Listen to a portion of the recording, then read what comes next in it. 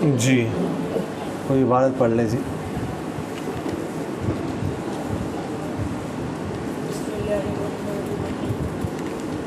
وهو نزيل ما سبق أن التعليق بالشرط لا يوجب النفي عند عدمه، فصار الحكم الواحد قبل وجوده معلقا ومرسلا، لأن الإرسال والتعليق يتنافيان وجودا، فأما قبل وجوده فهو معلق بالشرط أي معدوم يتعلق وجوده بالشرط، ومرسل عن الشرط أي معدوم محتمل للوجود قبله، والعدم الأصلي كان محتملا للوجود ولم يتبدل العدم فصار محتملا للوجود بطريقين. ومنها ما قال بعضهم إن العام يخص بسببه يخص بسببه، وعندنا إنما يخص بسببه إذا لم يكن مستقلا بنفسه كقوله نعم أو بلى، أو خرج مخرج الجزاء كقول ذهبي سها رسول الله صلى الله عليه وسلم فسجد، أو خرج مخرج الجواب كالمدعو إلى الوداع ويقول والله لا أتودى. فأما إذا زاد على قدر الجواب فقال والله لا أتودى اليوم وهو موضع الخلاف، فعندنا يصير مبتدئا احترازا عن إلواء الزيادة. ومنها ما قال بعضهم إن القران في النظم يوجب القران في الحكم، مثل قول بعضهم في قوله تعالى وأقيموا الصلاة وآتوا الزكاة إن القران يوجب ألا تجب الزكاة على السبيل، قالوا لأن العدل يقتضي المشاركة، واعتبروا بالجملة الناقصة إذا عطفت على الكاملة، وهذا فاسد، لأن الشركة إنما وجبت بالجملة الناقصة لافتقارها إلى ما يتم به، فإذا تم بنفسه لم تجب الشركة إلا فيما يفتقر إليه. ولهذا قلنا في قول الرجل لامرأته إن دخلت الدار فأنت طالق وعدته إن العتق بالشرط لأنه في حق التعديل فاصل. بسم اللہ الرحمن الرحیم.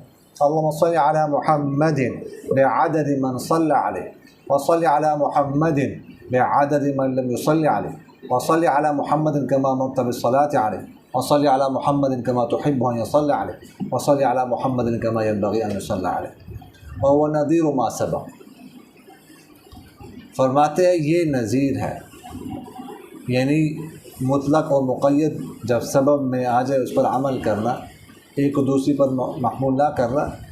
یہ نظیر ما قبل میں جو گزرا ہے کہ تعلیق بالشرط جو ہے نا یہ نہیں واجب کرتی نفی کو اس کے معدوم ہونے کے وقت، بس لہٰذا ہو جائے گا ایک حکم اپنے وجود سے پہلے معلق بھی اور مرسل بھی، اس لیے کہ ارسال اور تعلیق یہ دونوں ایک دوسرے کے متنافی ہیں وجود کے وقت، وجود میں.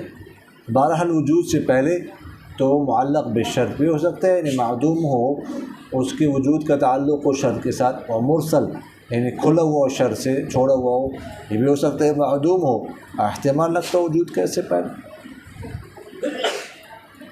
اور عدم اصلی جو ہے نا وہ احتمال رکھنے والا ہوتا ہے وجود کا، اور نہیں بدلا عدم، لہٰذا وہ ہو گیا احتمال رکھنے والا وجود کا دو طریقوں کے ساتھ.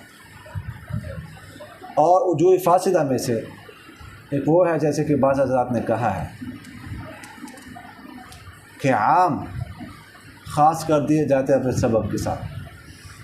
ہمارے ہاں سوائے اس کے نہیں خاص ہوتے اپنے سبب کے ساتھ جب وہ مستقل نہ ہو بذات خود، جیسے کسی کا کہنا نعم یا بلا، یا وہ نکلے یا جزا کی جگہ پر، یعنی جزا کے قائم مقام ہے، جیسے راوی کا کہنا کہ آپ صلی اللہ علیہ وسلم بھول گئے اور نے سجدہ کیا، یا وہ جواب کے قائم مقام، جواب کی جگہ پر ہو، جیسے کسی کو دوپہر کے کھانے کی طرف بلایا جائے تو وہ کہہ دے اللہ کی قسم میں دوپہر کا کھانا نہیں کھاؤں گا. بہرحال جب وہ اضافہ کر لے جواب کی مقدار پر اور وہ کہہ دے کہ اللہ کی قسم میں دوپہر کا کھانا آج نہیں کھاؤں گا، تو یہ اختلاف کی جگہ ہے. ہمارے ہاں یہ ہو جائے گا ابتدائی کلام کرنے والا احتراز عن الغاء الزیادہ، زیادتی کو لغت قرار دینے سے بچتے ہوئے. ومنها ما قال بعض، اور وجوہ فاسدہ میں سے ایک وہ ہے جیسا کہ بعض حضرات نے کہا ہے کہ ان القران فی النظم، کہ نظم میں قران یعنی الفاظ میں ملا ہوا ہونا یوجب القران فی الحکم، یہ حکم میں قران کو واجب کرتا ہے. جیسے کہ بعض حضرات نے کہا ہے اللہ تعالیٰ کے اس قول کے بارے میں کہ اور نماز قائم کرو اور زکوٰۃ ادا کرو، تو ان القران ملا ہوا ہونا یہ واجب کرتا ہے کہ زکوٰۃ واجب نہ ہو بچے پر۔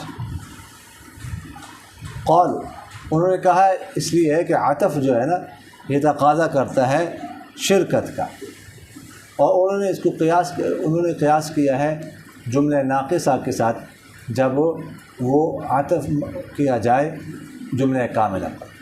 وہذا فاسد، اور یہ فاسد ہے اس لیے کہ شرکت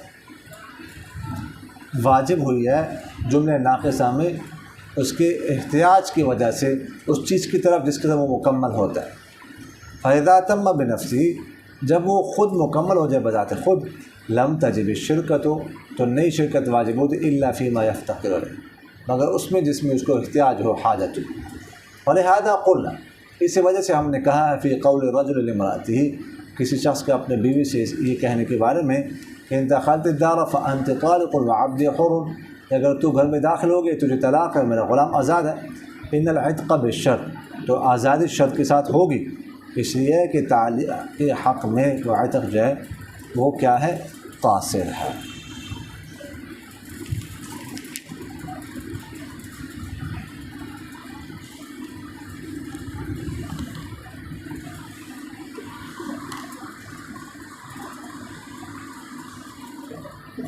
اچھا جی،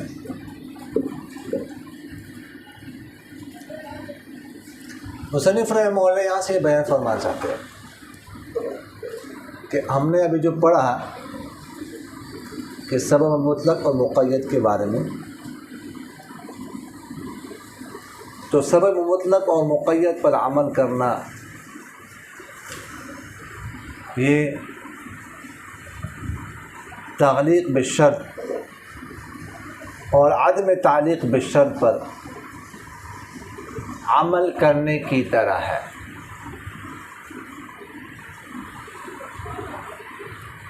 سمجھ آگے کہ نہیں ہے؟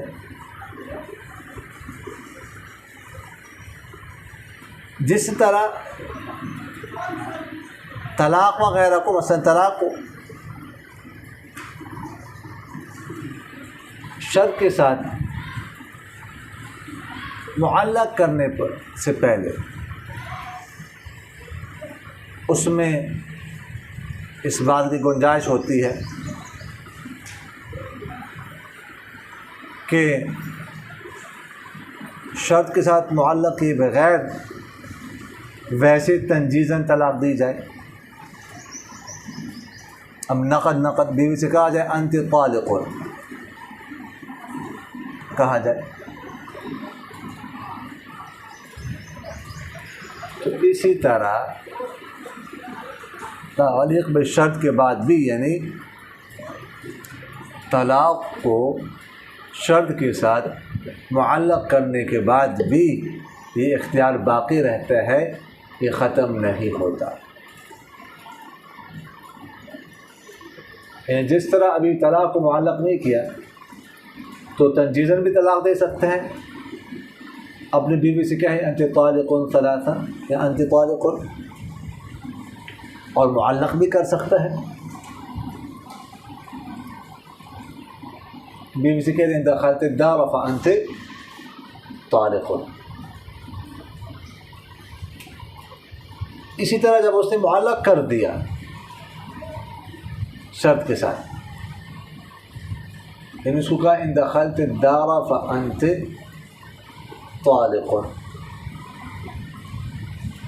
معلق کر دی، تو تعلیق کے بعد بھی جو اس کے پاس اختیار ہے تنجیز کا، یہ کیا چل رہا ہے، کیا عشق مشوقی چل رہی ہے جی، یہ کیا دکان کھولنے لگے ہو تم لوگ، کیا عشق مشوقی چل رہی ہے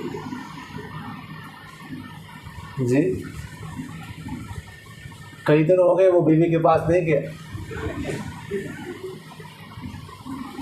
سمجھ آ رہے کہ نہیں آ رہے؟ شادی شدہ بندہ ہو، ہاں، اب تیری داڑھی اتنی بڑی نہیں ہوئی، اگر سجیل بیٹھا ہوا تھا پھر بھی شاید کچھ بچنے کی گنجائش ہوتی۔ سمجھ آ رہی کہ نہیں آ رہی؟ ہاں، احتیاط کرنا۔ تو تعلیق بشرط کے بعد جب اس کو معلق کر اس کی طلاق، اس کے بعد بھی یہ کہہ سکتا ہے کہ انت طالق ہو، تنجیزاً طلاق دے سکتا ہے. یعنی تعلیق بشرط میں جو اس کے پاس جو ہے کیا تھا، اختیار تھا تعلیق کا، کیا تنجیز کا، اس کو ختم نہیں کیا. کل ہم نے پڑھا ہے کہ دیکھیے گا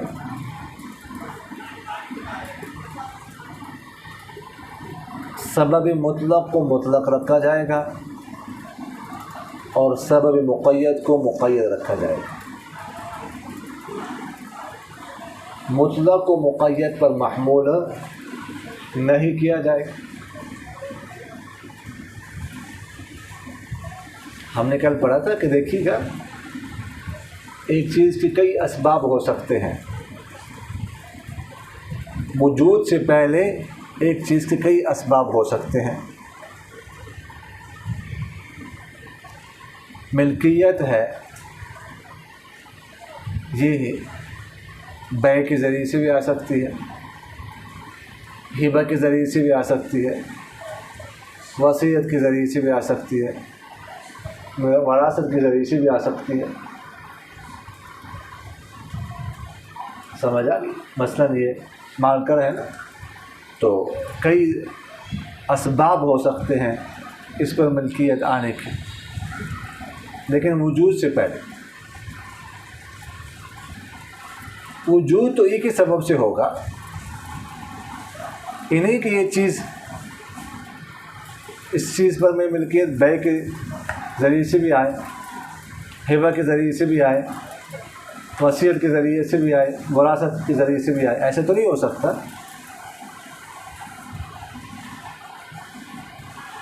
وجود تو ایک ذریعے سے ہوگا، لیکن وجود سے پہلے کئی اسباب ہو سکتے ہیں. تو اسی طرح فرماتے ہیں کہ جس طرح تعلیق بشرط سے پہلے جو ہے اس چیز میں تعلیق کا بھی احتمال تھا اور ارسال کا بھی احتمال تھا، یعنی تعلیق کے بغیر.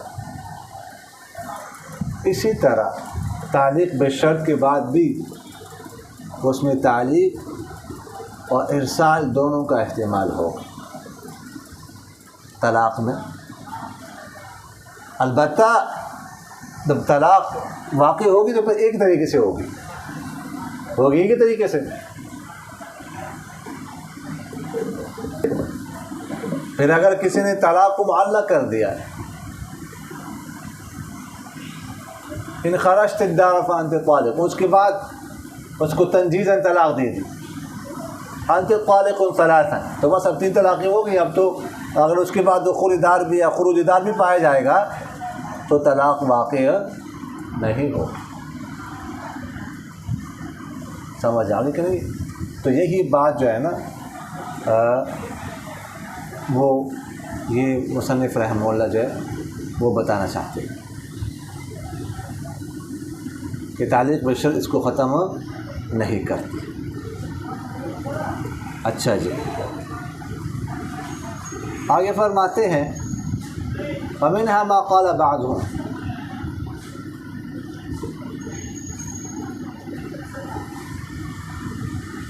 وجوہ فاسدہ میں سے ایک وجہ فاسد، اگلی کتنی ہے؟ تیسری ہے، چوتھی ہے جی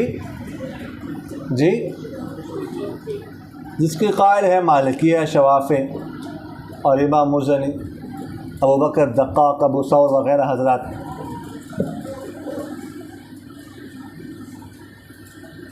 یہ حضرات فرماتے ہیں کہ ان العام یخص بالسبب، کہ جب کوئی حکم عام وارد ہو جائے، یعنی آپ صلی اللہ علیہ وسلم نے کوئی عام الفاظ ارشاد فرمائے لیکن سبب اس کا خاص ہو، مثلاً کسی کا سوال، کسی نے سائل نے سوال کیا،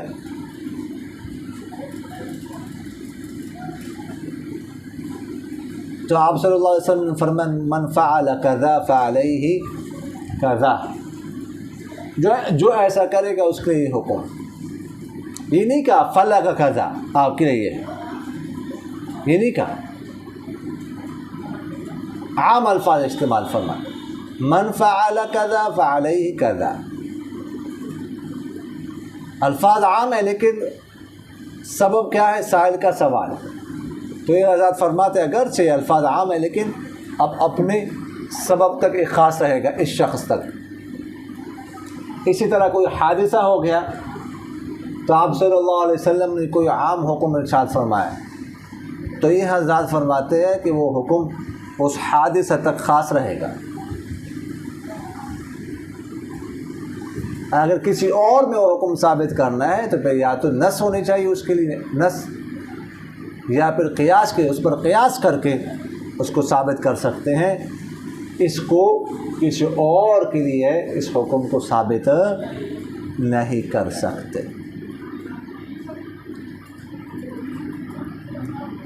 بعض حضرات نے سوال میں اور حادثہ میں فرق کیا ہے کہ اگر سوال ہو کسی کا پھر تو خاص نہیں رہے گا اس سبب کے ساتھ، اگر حادثہ ہو تو اس حادثہ کے ساتھ وہ خاص رہے گا.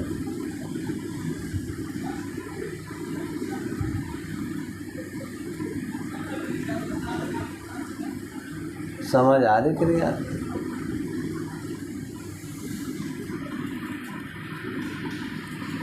تو مصنف رحمہ اللہ فرماتے ہیں، ہم کہتے ہیں اس سے پہلے کہ اگر یہ بات آپ کی تسلیم کر لی جائے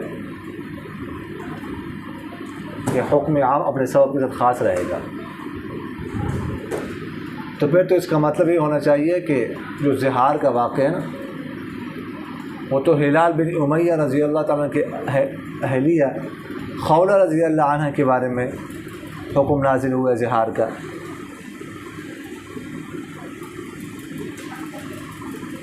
انہوں نے سوال کیا تھا نا تو حکم نازل ہو گیا، قد سمع اللہ قول التی تجادلک فی زوجها وتشتکی الی اللہ. تحقیق سن لی بات اللہ تعالیٰ نے اس عورت کی جو جھگڑ رہی تھی آپ کے ساتھ اور شکوہ کر رہی تھی اللہ تعالیٰ کی طرف، تو پھر تو ان کے ساتھ خاص ہونا چاہیے. ادھر بھی کیا چل رہا ہے جی؟ اسی طرح لعان کا واقعہ،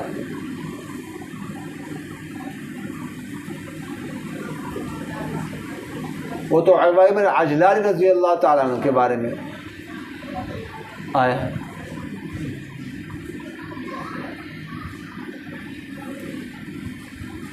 سمجھ آ گئی؟ تو ان کے بارے میں حکم نازل ہوا ہے تو پھر ان کے ساتھ خاص ہونا چاہیے. افق کا واقعہ، بہتان کا واقعہ، یہ حضرت عائشہ رضی اللہ عنہ کے صفائی کے حوالے سے ان پر جو الزام لگا تھا اس کے بارے میں نازل ہوا ہے، پھر اس کا مطلب ہے ان کے ساتھ خاص ہوگا.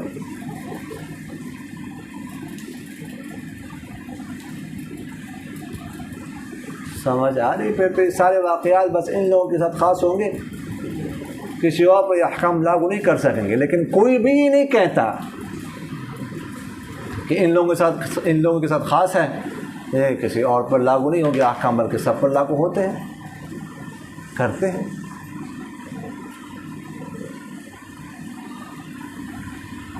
سمجھ آ رہی کہ نہیں آ رہی؟ تو اس لیے یہ بات درست نہیں، اس کو اس طرح عام رکھنا یہی درست نہیں. مصنف رحمہ اللہ فرماتے ہیں وَإِنَّمَا عِنْدَنَا يُخَصُّ بِالسَّبَبِ،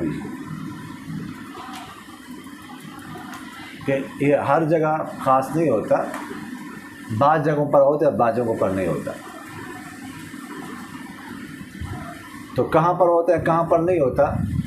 تو مصنف رحمہ اللہ فرماتے ہیں اصل میں اس کی 4 صورتیں ہو سکتی ہیں. کوئی حکم عام حکم آیا ہے تو اس کی 4 صورتیں ہو سکتی ہیں.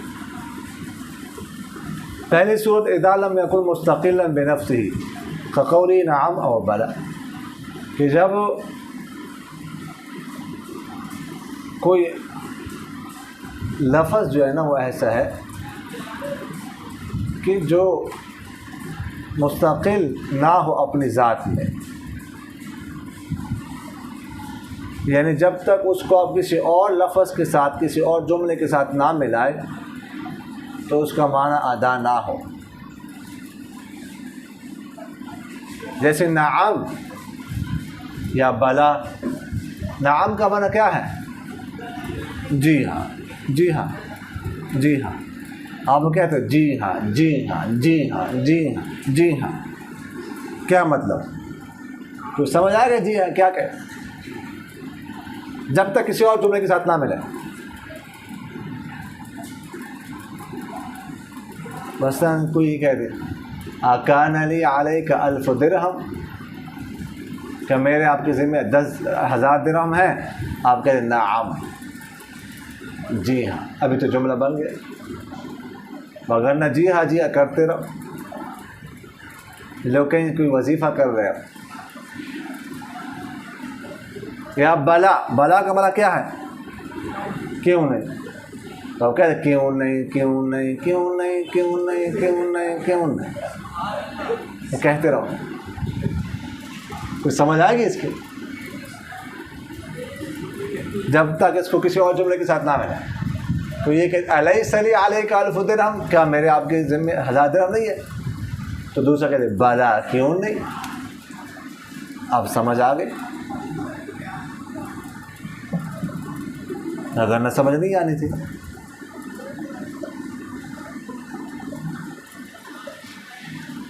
تو نعم جو ہوتا ہے، نعم یہ مطلق اس بات کے لیے آتا ہے، چاہے اس سے پہلے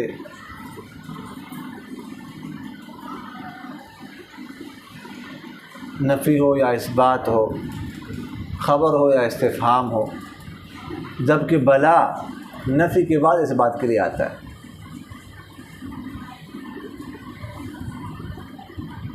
سمجھ آ.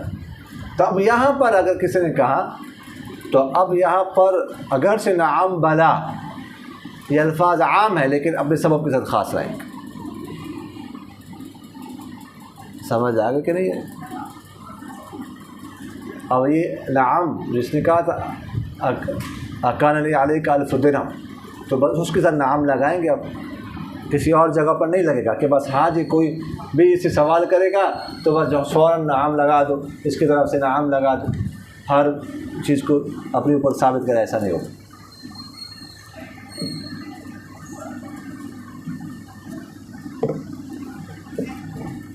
نمبر 2 او خرج مخرج الجزاء، یا وہ جو لفظ ہے وہ حکم ہے وہ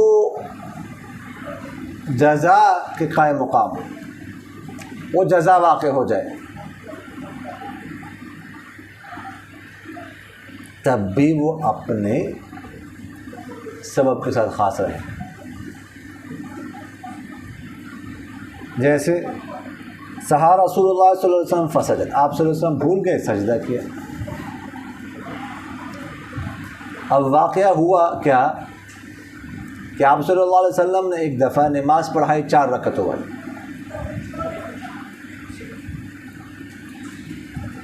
2 رکعتیں پڑھا دی یا 3، سلام پھیر دیا.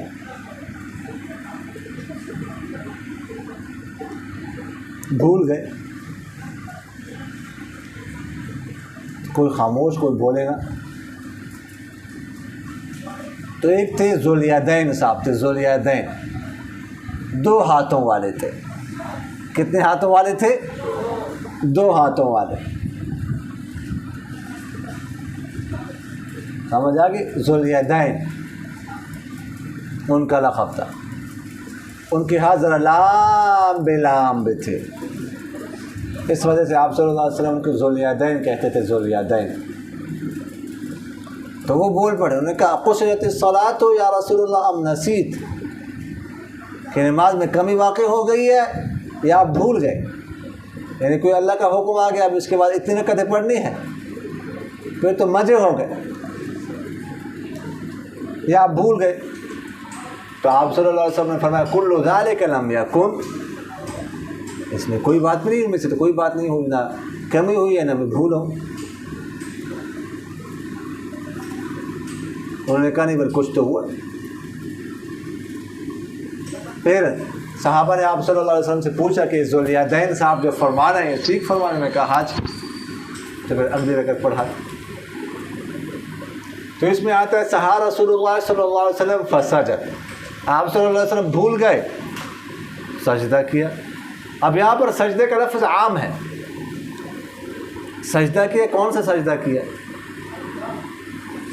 سجدہ تلاوت بھی مراد ہو سکتا ہے، سجدہ شکر بھی مراد ہو سکتا ہے، سجدہ سہو بھی مراد ہو سکتا ہے۔ سمجھ آ گئی کہ نہیں ہے؟ لیکن یہ جزا واقع، اس سے پھر فسجد فا جزائیہ ہے، تو ابھی اپنے سبب کے ساتھ خاص ہو گئے، یعنی سجدہ سہو مراد ہوگا۔ اور جو جزا واقع ہے تو مقبل جو جملہ ہوتا ہے شرط، اس کے لیے سبب کے درجے میں ہوتا ہے، اس لیے اب اس کے ساتھ خاص رہے گا۔ اب مراد اس سے سجدہ سہو ہوگا، کوئی اور سجدہ نہیں۔ او خرج مخرج الجواب، یا کوئی عام حکم، عام الفاظ جواب میں واقع ہو جائے، کلمہ دعو الى الغداء، جیسے کسی کو دوپہر کے کھانے کے لیے بلایا جائے، کوئی شخص کھانا کھا رہا تھا تو اس نے کہا تعال، آ جا، تغدی معی، میرے ساتھ دوپہر کا کھانا کھاؤ۔ اس نے کہا واللہ لا اتغدی، اللہ کی قسم میں دوپہر کا کھانا نہیں کھاؤں گا۔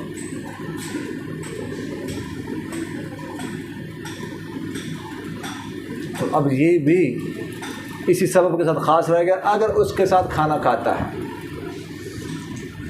کس کے ساتھ؟ جس نے اس کو بلایا دعوت دیا، تو حارث ہو جائے گا۔ اگر اس کے ساتھ نہیں کسی اور کے ساتھ کھاتا ہے یا تنہا کھاتا ہے تو حارث نہیں ہوگا۔ تو اب یہ جملہ بھی اپنے سبب کے ساتھ، حالانکہ الفاظ تو عام ہے، واللہ لا اتغدی، الفاظ تو عام ہے، اللہ کی قسم میں کھانا نہیں کھاؤں گا دوپہر کا، تو عام ہے الفاظ، لیکن اپنے سبب کے ساتھ خاص رہیں گے۔ سمجھ آئے کہ نہیں؟ چوتھی صورت ہے کہ اس نے بلایا دوپہر کے کھانے کے لیے، اس نے کہا واللہ لا اتغدی اليوم، اللہ کی قسم میں دوپہر کا کھانا نہیں کھاؤں گا آج کے دن۔ یہ الیوم کا اضافہ کیا۔ اب یہ سوال کی مقدار پر اضافہ ہے، سمجھ آ گئی؟ اب اس میں اختلاف ہے۔ یہ حضرات جن کا میں نے نام لیا، امام مالک، امام شافعی، امام مزنی، ابوبکر دقاق وغیرہ، ابو ثور، یہ حضرات فرماتے ہیں کہ یہاں پر بھی یہ حکم اپنے سبب کے ساتھ خاص رہے گا۔ اگر اس کے ساتھ کھانا کھاتا ہے تو حانث ہو جائے، اگر کسی اور کے ساتھ کھاتا ہے تو حانث نہیں ہوگا۔ جبکہ ہمارے حضرات فرماتے ہیں کہ نہیں، اس صورت میں یہ عام ہوگا، جس جہاں پر بھی کسی کے ساتھ بھی تنہا کسی اور کے ساتھ، اس کے ساتھ کھانا کھاتے ہیں تو حانث ہو جائے گا۔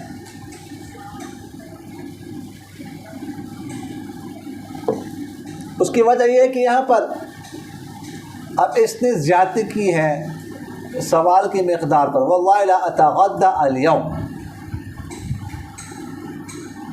تو اب اس کو ابتداءً کلام شمار کرنے والا بنایا جائے گا، گویا کہ اب اس کا جواب کے ساتھ کوئی تعلق نہیں، اور سوال کے ساتھ اس کا کوئی تعلق نہیں، یہ گویا کہ ویسے ابتداءً کسی نے کہہ دیا واللہ لا اتغدی اليوم کہ میں آج دوپہر کا کھانا نہیں کھاؤں گا، تو سب کہیں گے کہ عام ہوگا، کسی کے ساتھ بھی کھائے، اکیلا کھائے تو حانث ہو جائے گا۔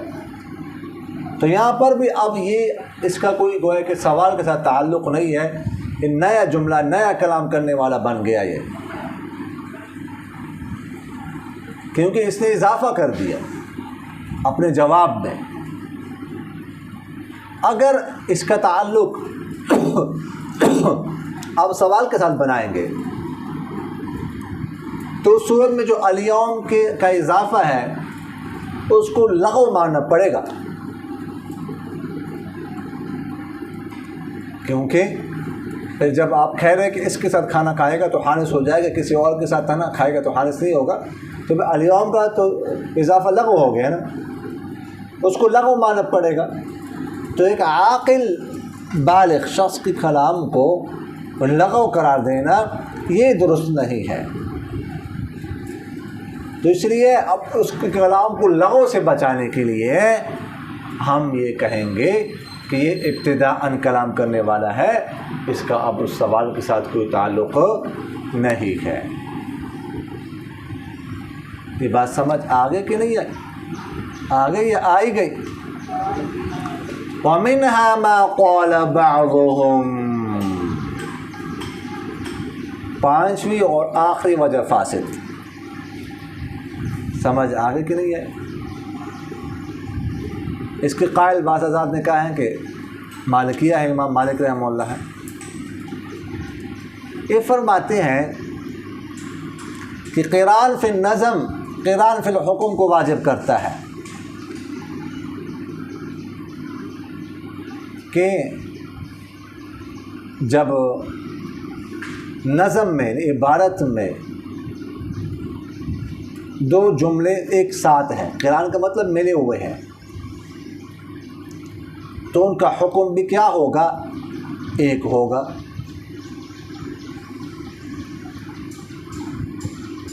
سمجھ آگے کہ نہیں ہے؟ ان کا حکم بھی کیا ہوگا؟ ایک ہوگا۔ جیسے مثال کے طور پر قرآن پاک میں اللہ تعالیٰ فرماتے وَأَقِيمُوا الصَّلَاةَ وَآتُوا الزَّكَاةَ، کہ تم نماز قائم کرو، زکوٰۃ ادا کرو۔ اب نماز قائم کرنا، زکوٰۃ ادا کرنا، یہ دونوں ملے ہوئے ہیں اس عبارت میں، اس نظم میں، لہذا ان کا حکم بھی ایک ہوگا۔ لہذا جس طرح سبھی بچے پر نماز فرض نہیں ہے، اس طرح زکوٰۃ بھی فرض نہیں ہوگی۔ سمجھ آگے کہ نہیں آئی؟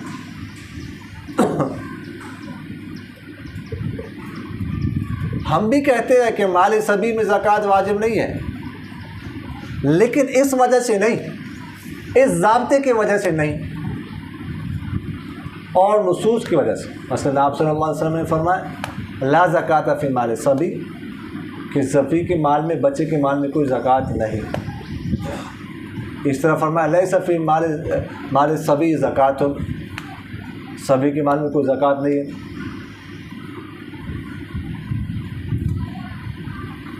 سمجھ آگے کہ نہیں ہے؟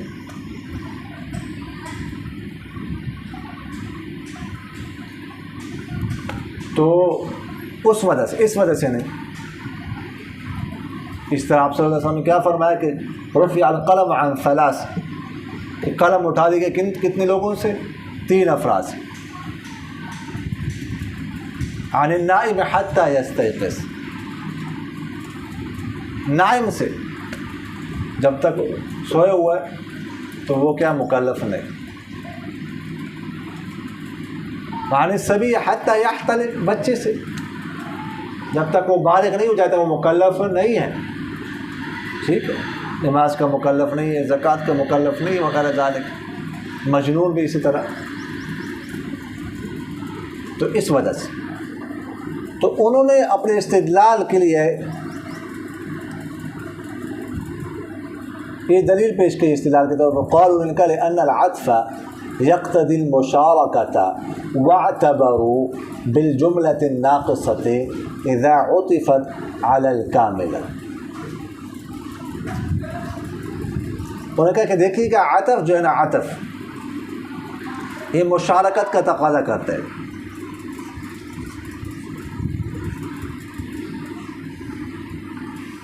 جب ایک جملے کو دوسرے پر عطف کیا جائے تو دونوں کا حکم کیا ہوگا؟ ایک ہوگا. حکم میں دونوں کیا ہوں گے؟ شریک ہوں گے. جیسے وہ کہتے ہیں کہ جملہ ناقصہ کو عطف کیا جائے کس پر؟ جملہ کاملہ پر. مثلا کس نے کہا زینب طالق و ہند، کہ زینب کو طلاق ہو اور ہند کو. پہلا جملہ کیا ہے؟ کاملہ ہے، زینب طالق، مبتدا خبر. اور دوسرا جملہ کیا ہے؟ وہند، یہ ناقصہ ہے، مبتدا ہے خبر نہیں ہے. سمجھ آگے کہ نہیں آئی؟ تو جو حکم پہلے جملے کا ہوگا وہ دوسری کا بھی ہے. جملہ کاملہ کا حکم کیا ہے؟ زینب کو کیا ہو؟ طلاق ہوگی، تو ہند کو بھی طلاق ہوگی.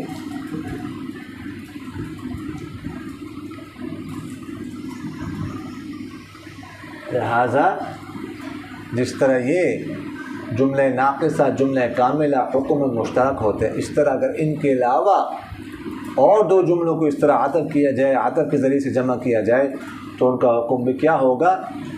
ایک ہوگا. سمجھ آگے کہ نہیں ہے؟ تو فرماتے وَهَذَا فَاسِدٌ، لیکن یہ بات درست نہیں ہے. یہ بات درست نہیں ہے. لأن الشركة إنما وجبت في الجملة الناقصة لافتقارها إلى ما يتم به، فإذا تم بنفسه لم تجب الشركة إلا فيما افتقر. فرماتے ہیں کہ آپ لوگوں نے جو استدلال کے طور پر جملہ ناقصہ کو پیش کیا ہے نا، تو اس سے استدلال کرنا درست نہیں ہے. یہاں پر تو حکم میں اس لیے دونوں شریک ہیں کہ دوسرا جو جملہ ناقصہ ہے وہ پہلے جملے کا محتاج ہے. کس میں محتاج ہے؟ خبر میں محتاج ہے. اس کے پاس خبر ہے پہلے جملے کی، اس کے پاس نہیں ہے. تو خبر میں کیا ہے؟ محتاج ہے. اگر خبر میں محتاج نہ ہوتا دوسرا جملہ، خبر اس کے پاس ہوتی، تو یہ احتیاج و افتقار ہے، یہ بھی نہ پایا جاتا. سمجھ آگے کہ نہیں ہے؟ حکم الگ الگ ہوتا، ضروری نہیں ایک حکم ہو.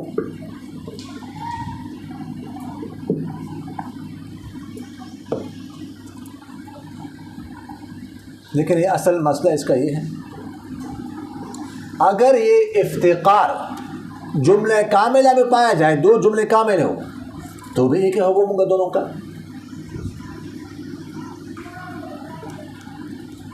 مثلا کسی نے کہا ان دخلت الدار فانت طالق وعبدی حر، اپنے بیگم سے کہا اگر تم گھر میں داخل ہو گئے تجھے طلاق ہے، میرا غلام آزاد ہے.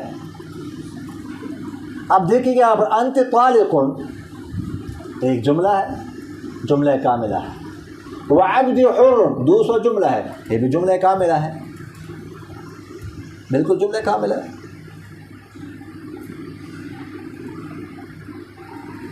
اب یہ بھی عبد حر جملہ کاملہ پر عطف ہے. اگرچہ وہ عبد حر جملہ کاملہ ہے لیکن پھر بھی محتاج ہے پہلے جملے کا، مبتدا خبر میں نہیں، کس میں؟ تعلیق میں. پہلے کے پاس تعلیق ہے، دوسرے کے پاس نہیں. ان دخلت الدار پہلے کے پاس ہے، دوسرے کے پاس نہیں ہے. دوسرا اگرچہ کاملہ ہے لیکن تعلیق میں پہلے کا محتاج ہے. لہذا جس طرح طلاق واقع ہوگی اس طرح اس کا غلام بھی آزاد ہوگا.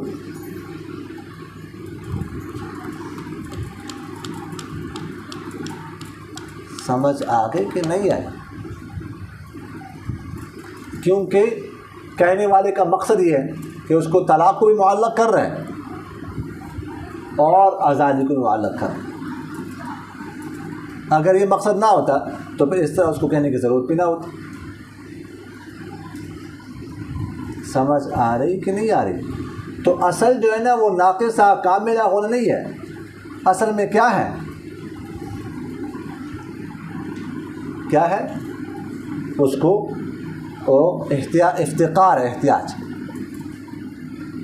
اگر احتیاج نہ ہو تو دونوں کا حکم الگ الگ ہوگا. مثلا کسی نے کہا اپنے بیوی سے کہا ان دخلت الدار فانت طالق وزینب طالق،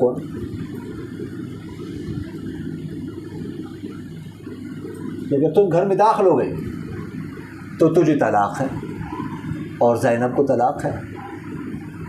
تو اس میں جو مخاطبہ ہے اس کی طلاق تو معلق ہوگی دخول دار پر، لیکن زینب کی طلاق معلق نہیں ہوگی دخول، وہ ابھی ہو جائے گی.